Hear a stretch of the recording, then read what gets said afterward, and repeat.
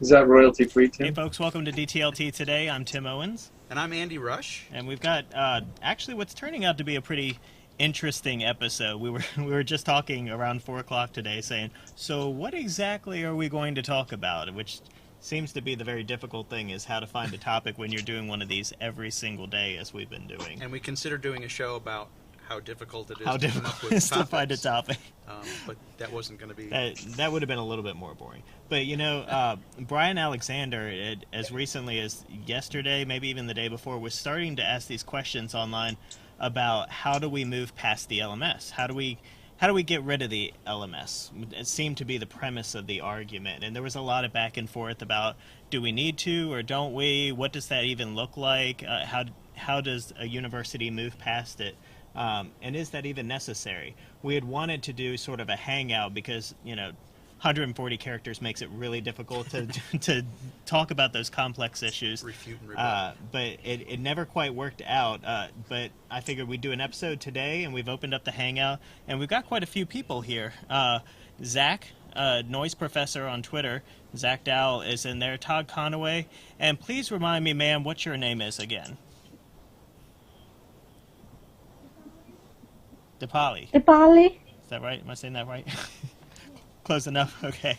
Yes. Yeah, so... Welcome to all of you. Yeah, welcome, everyone. And Tom Woodward was in there for a second, but I think we scared him off with the pre-show, which I find quite hard to believe. But anyway, so there was quite a discussion there. I guess I'll start off by just asking the broader question, which is, does it even make sense for... Should the question be, how do we get rid of the LMS? Or should the question more be, how do we fix the LMS? Or are we too far gone for that? What are your opinions? Zach, you had a lot of opinions about this. So tell me a little bit about where you're coming from in terms of this. Well, I have strong opinions about the LMS. I think the LMS is sort of like, talking about the LMS is kind of like talking about furniture. And I think what is difficult is that institutions, in their effort to meet accreditation requirements, in their effort to appease boards, in their effort to adhere to collective bargaining agreements, in their effort to get their hands around something, have unfortunately taken LMS to be synonymous with online education or distance education or teaching online. And I think that's problematic, because I think the LMS, even at its best, does nothing to capture the genius of the medium that we find ourselves in. And while it provides a basic set of what I think are probably necessary, and we even talked about that yesterday on the chat, there are certain things that, it does a lot of things that other tools do very well. And some of the discussion was that the one thing that LMS does perhaps that's difficult to find, because you can find document management things, you can find chat clients, you can find discussion clients, you can find Dropboxes and ways to accept digital submission of work from students. But it is a little difficult to find good, robust testing systems, and there was some energy around that in the discussion yesterday. But I just think it's problematic that the institutions, and maybe I'm only speaking for ours, but we have a fairly large 90,000 students in our system, and in our world, the terms LMS and online teaching are used interchangeably, and I think that's problematic. I would completely agree. And Todd and I were in a hangout yesterday talking a little bit about the LMS, because we've been talking quite a bit here in the office recently about Canvas. Martha and I had gone to the CanvasCon conference, and I had actually learned quite a bit more about the program. To be quite honest, I don't deal a lot in the LMS, so I had no reason to really go in and start exploring it. And so I guess my conceptions of it were coming from Blackboard, which is what Todd deals with on a regular basis. And, my conception of what the LMS was is sort of getting changed quite a bit by some of what Canvas is doing and what I think other LMSs are looking towards now. It seems that the conversation is starting to change, just in terms of integrating other services versus trying to do it all in one system. And I think that seemed to have been Blackboard's approach earlier on. If we can't build it ourselves, we'll buy out the company and integrate it. So they did that with Wimba, they did it with several other companies, and they were all these add-on packs and features that to turn this into one package system. And that was one approach, but it seems like, what's happening now, what we're seeing with Pearson integrating with Google Apps and with Canvas integrating all kinds of different systems and just sort of making it a lot more modular, it seems that at least one of the approaches to the LMS now is that it becomes this base layer platform, this thing that things layer over top of, and it's just like it's there.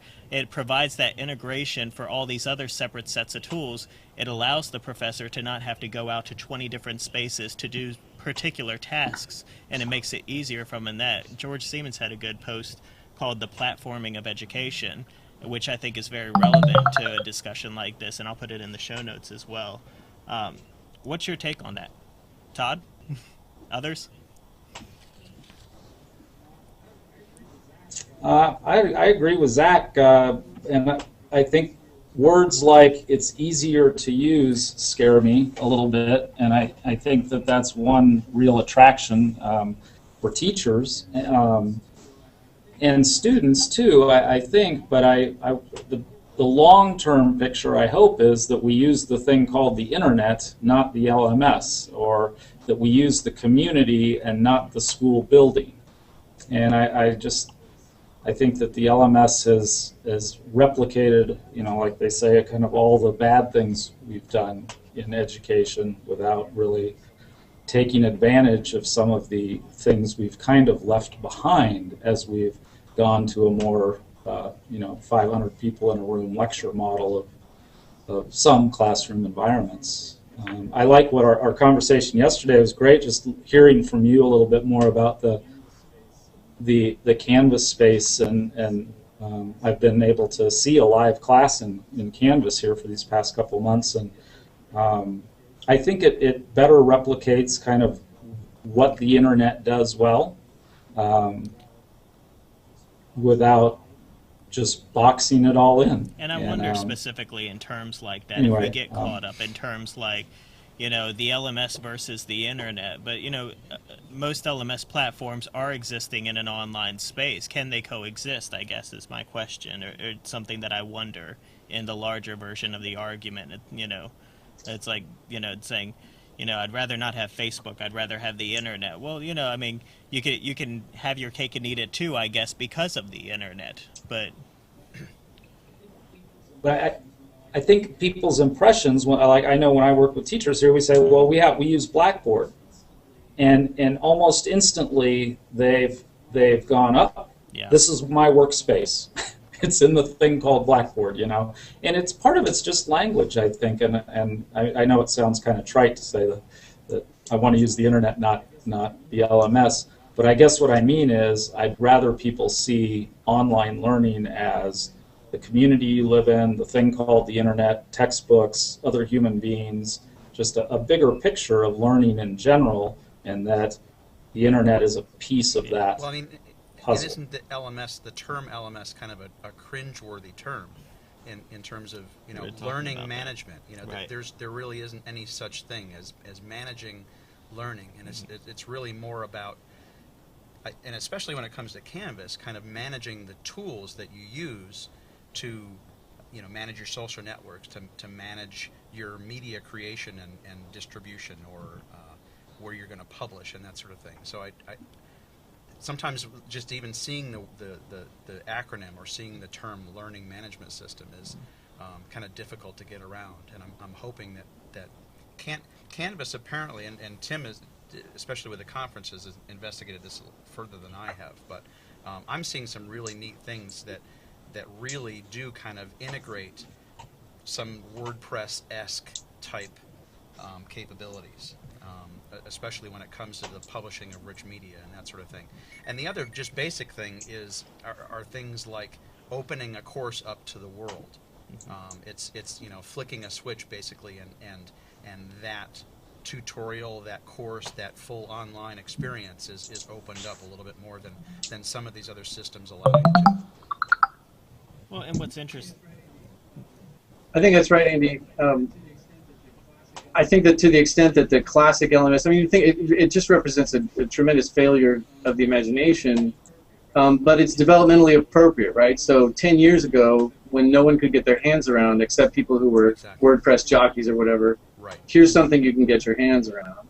And I think that, and so I haven't looked too much at Canvas. It sounds like it's doing some things in a positive direction. Unfortunately, a lot of the, I mean, think about even the metaphor of Blackboard, right? Let's model exactly this, right? Because this is so effective for all students.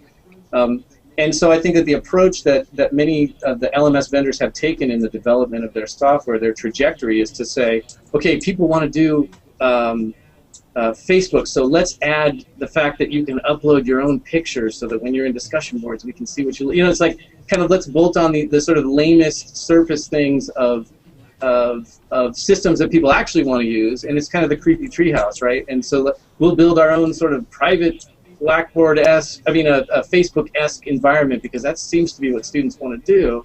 And so it sounds like the LMS that you are privy to is kind of taking a different approach and using it more as a connective mechanism, similar to the way that the DS-106 mothership was able to draw upon all different sources. Is that the direction that the one you were talking about is going? One thing that I sort of wonder, though, with that is, like, so you can enable those features, you can do those things, but I wonder whether the trajectory is too far gone for a good majority of the faculty, to where it's like, you know, when they see something that looks like Blackboard and they know what they always were able to do in Blackboard, that they won't even explore those other options. And I mean, I guess that's why we're here to push them to do that kind of stuff.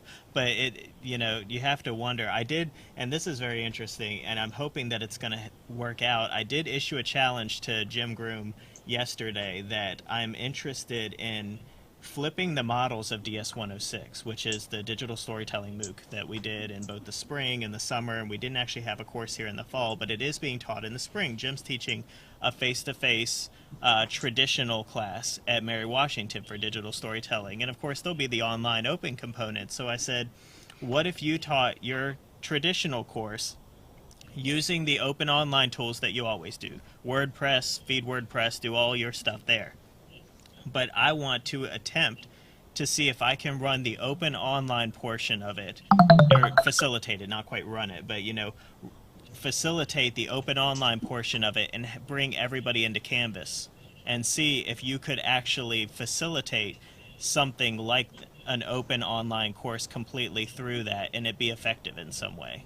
So we're going to see if that works out. One of the issues there is actually registering students, you know, not a traditional register, but actually just a user account in our Canvas system. And so there's some political hurdles there to get over, but I think we can do it.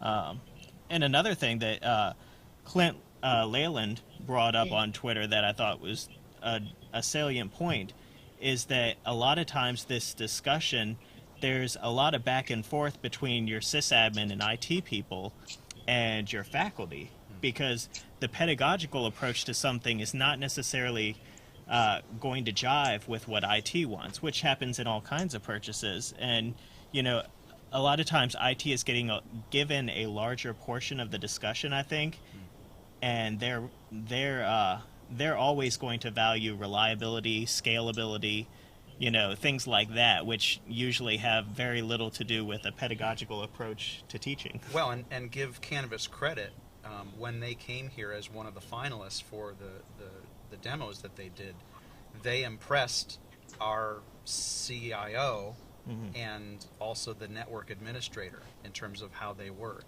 So they were smart enough to kind of at least think about both sides of the equation. Well, but that's a hosted solution. Of course they impress them because they don't have to deal with it.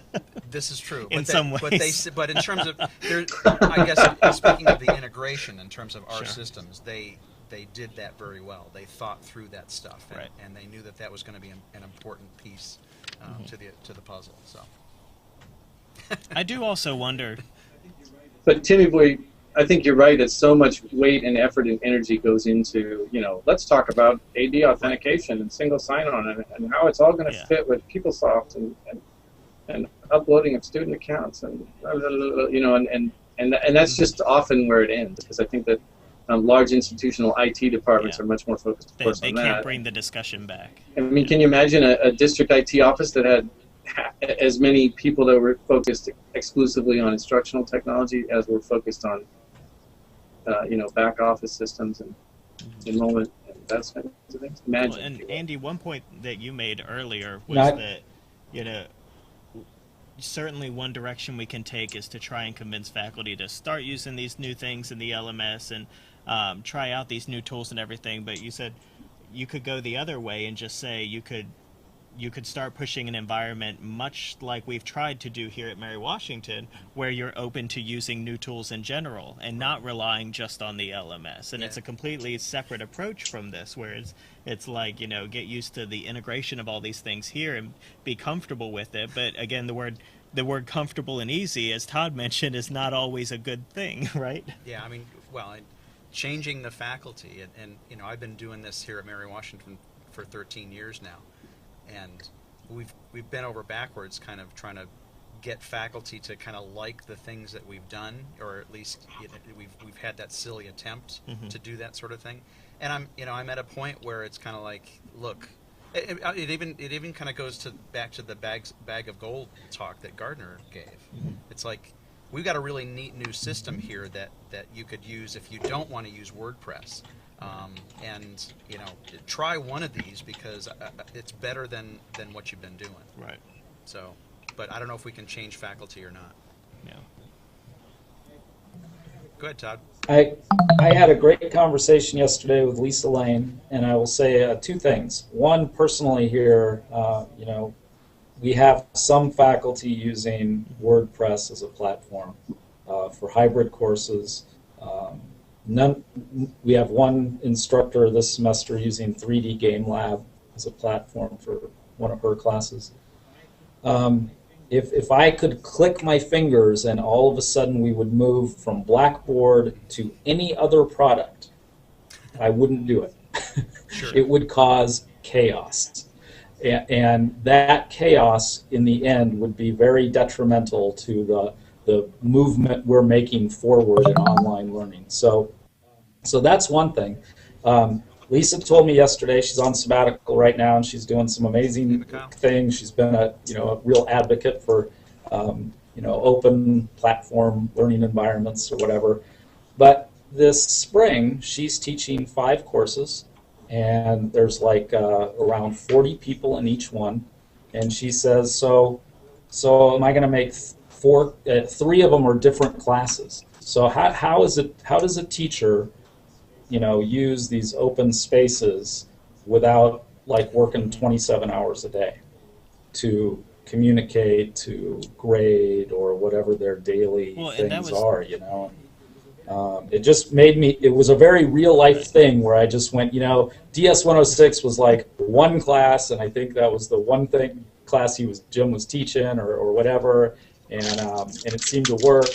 But what if you have 4 of those things, Is it easier just to shove it all into an LMS and do automatic true-false question grading? And I think Jim would be the first to admit that method of teaching can be exhausting, even for just one course, that, using all of these different tools and DS-106 and everything, like, it can be exhausting to stretch yourself in that matter.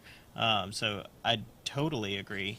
And it brings me back to, the fact that you don't have to have just one system. You don't have to say it's either or, right? You don't have to say we have to get rid of the LMS and move towards open products, or we have to get rid of all these open online stuff and move everybody into the LMS where we can control them. You're going to have your faculty members, like, the people here in our office and the people that we work with that want to use other different, tools.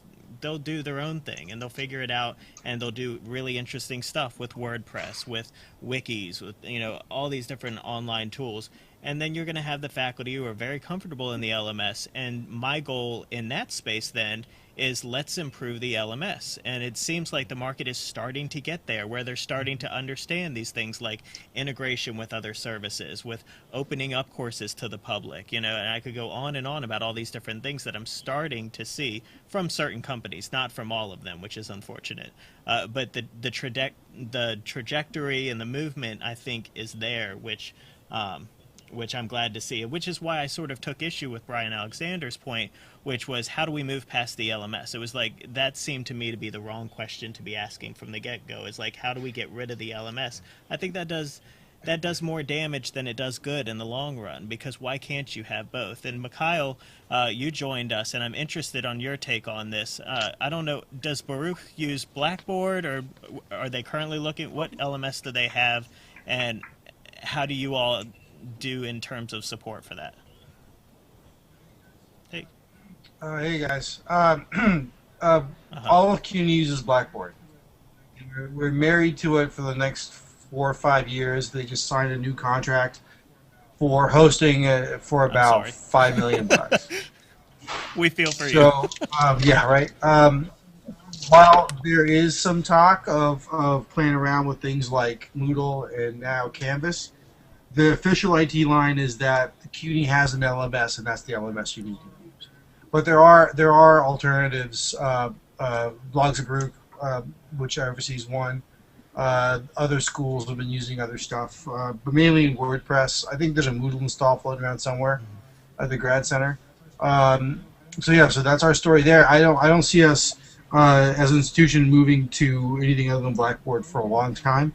Part of the reason I actually heard this repeated at Open Ed was that if we were to say, okay, faculty, here you go, here's something a lot better, and that does a lot more and much more useful, they'll flip out because it's not Blackboard. So there's kind of a Stockholm syndrome with Blackboard here. And we went from we actually did, and it's about at least a 3-year transition window at the very least. We transitioned from Blackboard to Desire to Learn, and yeah, there are people that are still, we did that going on 4 years ago, people that are still whining and holding out, lighting the flame, and keeping the flame lit that we will somehow move back to Blackboard, which would be another 3-year transition, by the way. Well, what if you were to skin it like Blackboard? See, I think what we should do is just don't tell them that anything changed. What you do is you Desire to Blackboard. It's the new version of Blackboard. It's the upgrade. That happens all the time. Exactly. So this is Blackboard 11. They don't like the new version though. That's a year and a half long process. It's exactly. all about kind of version, managing the freak out.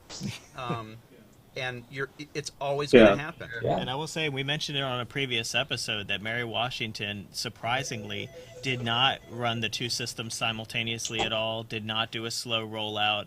We, within 4 months, completely just flipped the switch on it after we decided we were going Canvas. And yeah. I haven't been privy to all of the conversations happening with all the faculty members, but I think many like it. From the ones that don't like it, typically don't like an LMS in general, which is okay with me. Well, and it also goes back to the idea that the LMS is so many different things to different people. I mean, you can have the LMS kind of as your repository for your syllabus, and that's it. Mm-hmm. It's an easy place to put a couple of documents, and you've got your course space out on the web somewhere. And I think those people, I don't know if they're going to be the ones that freak out the most or not, but it's all about kind of managing all the different uses of the LMS too, and the people that are freaking out can be for, I think, any reason. So I think you just have to kind of get prepared, and maybe Todd, you could say, what different kind of management, what do you use your LMS for, and go forward and kind of say, well, here's a suggestion to kind of move into a middle ground and see if you can't use it in a different way, and then try to get the, because what I see is Blackboard being this $5 million system or whatever. You're paying too much for what the minimal amount of what a standard LMS does.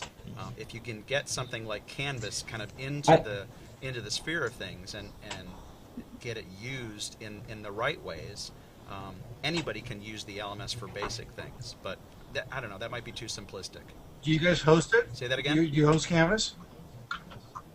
Do you host Canvas at UNW? We're having Instructure host it. We're not hosting it ourselves, so we're not using their open source product. Can you give us a sense of what that runs about? I'm just curious to know. It wasn't inexpensive, It was a lot less. It was probably half the price of Blackboard. That's a really rough estimate. Um, but the other thing is, Blackboard also gets you in like simple things like disk space. You know, we were paying outrageous amounts to get a little bit more disk space, and you know, Canvas just they didn't do that. And obviously they want to kind of get their foot in the market, so they're probably a little bit more forgiving. I think it's important to bring up that scale is an issue here too, though. I mean, what is UMW? What's your FTE?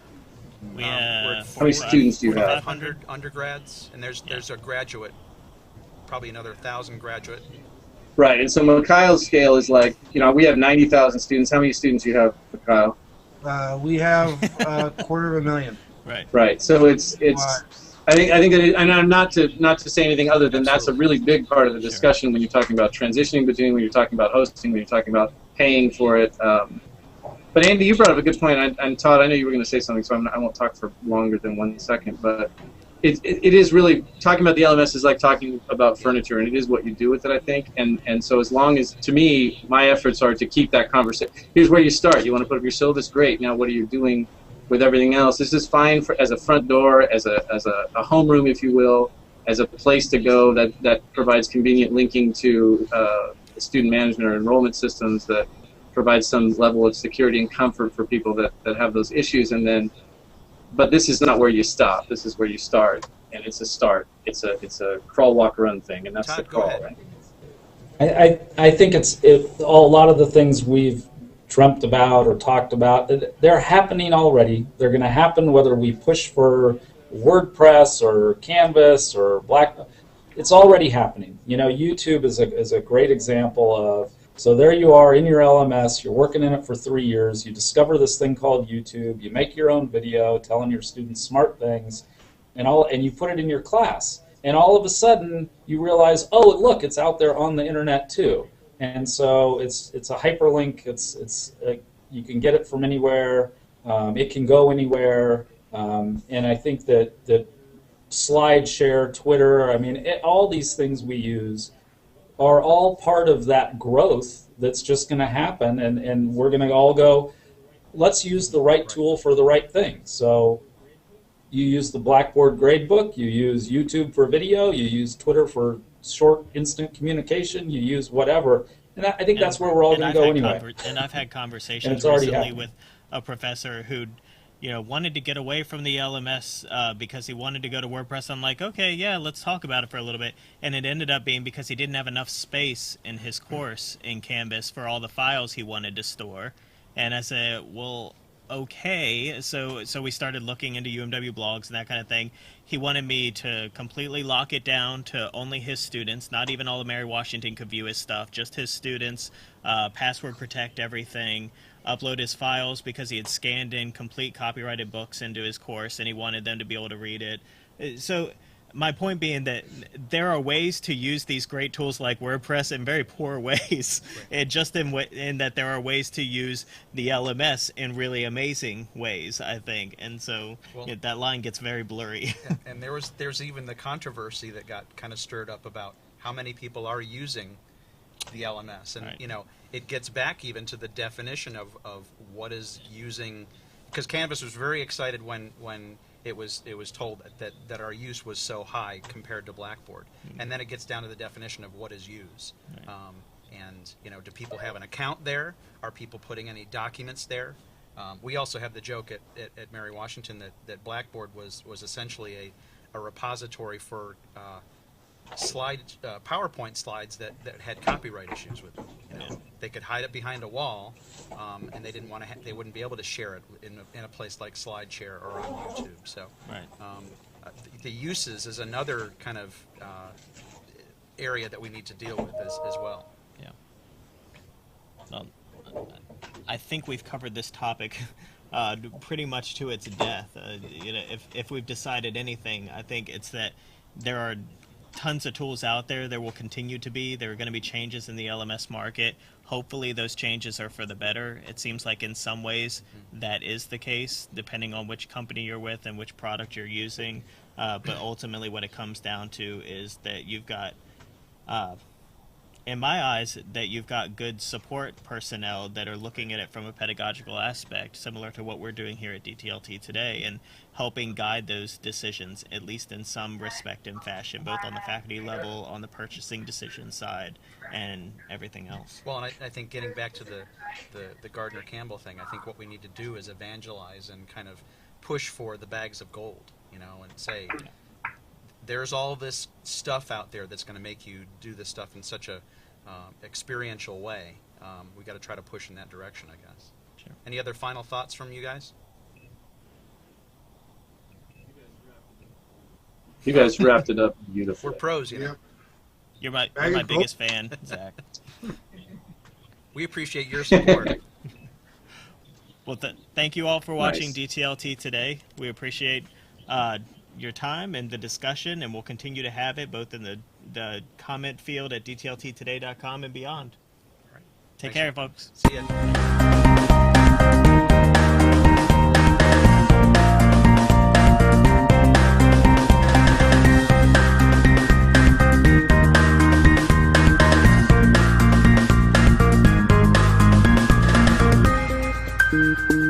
Thank you.